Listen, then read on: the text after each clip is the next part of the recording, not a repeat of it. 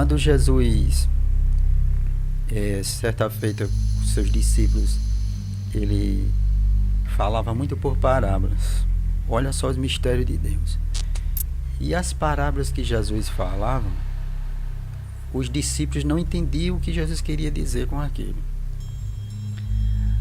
Aí Jesus, melhor dizendo, os discípulos foram e disseram assim: Mestre, por que tu falas por parábolas? A resposta foi impressionante. Jesus disse assim: a vós, quer dizer, os discípulos, ou seja, aqueles que se aproximam de Deus, olha a diferença. A vós vos é dado a conhecer os mistérios do reino de Deus, mas aos outros, aqueles que não tá nem aí. Você vê que a gente prega a palavra de Deus, às vezes, na rua, o pessoal vai passando, para eles é uma coisa qualquer, né? Mas se colocar as Zélezinho contando piada, você vai ver que vai ser, né? Então, veja bem. Aí Jesus disse: a vós vos é dado a conhecer os mistérios do reino de Deus, mas aos outros é por parábola, para que vendo não vejam e ouvindo não entendam. Eu não entendia por que Jesus falava dessa forma e deu essa resposta de que a palavra de Deus não é para todos, é para todos os que querem. É para todos os que querem. Então, se eu quero Deus, eu tenho que me aproximar de Deus. Não funciona dessa forma. A palavra de Deus, que é pura e imaculada, ser jogada assim ao vento. Então foi por isso. Então os discípulos, aí Jesus explicou, Jesus falou a parábola do semeador, né? E depois explicou para os discípulos o que significava cada coisa que ele falou ali. Então Deus disse: para aqueles que se aproximam de Deus é dado o privilégio de conhecer os mistérios do reino de Deus. E ninguém conhece os mistérios de Deus, mais uma vez eu digo, por ensinamentos humanos, ou seja, numa faculdade ou numa escola teológica. Não. O mistério de Deus você só conhece se você se aproximar de Deus. De que forma?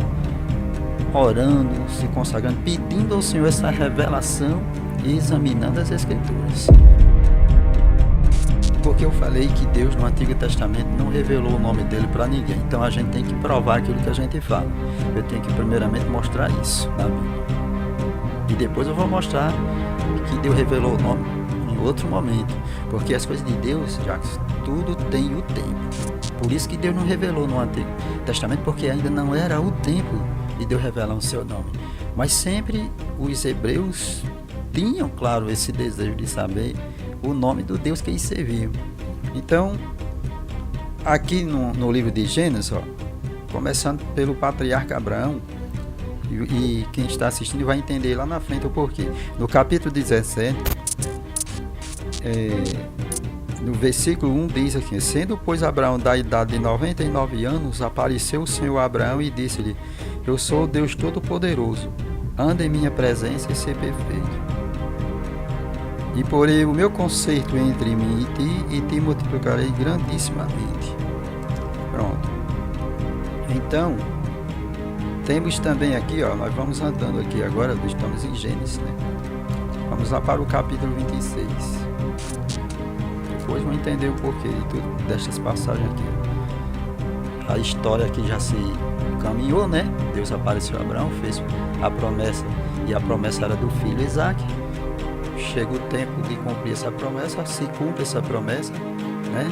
Isaac cresce, né? E o que acontece aqui? Já no capítulo 26, já a história de Isaac, o filho de Abraão. No capítulo 26, e havia fome na terra, além da primeira fome que foi nos dias de Abraão. Por isso, foi-se Isaac a Abimeleque, rei dos filisteus, em Gerar. E apareceu-lhe o Senhor e disse... eu fiz uma leitura aparecendo para Abraão, né? Agora já para o filho, Isaac, né? E apareceu o Senhor e disse: não desças ao Egito, habita na terra que eu te disser. Peregrina nesta terra e serei contigo e te abençoarei, porque a ti e a tua semente darei todas estas terras, e confirmarei o juramento que eu tenho jurado a Abraão teu pai.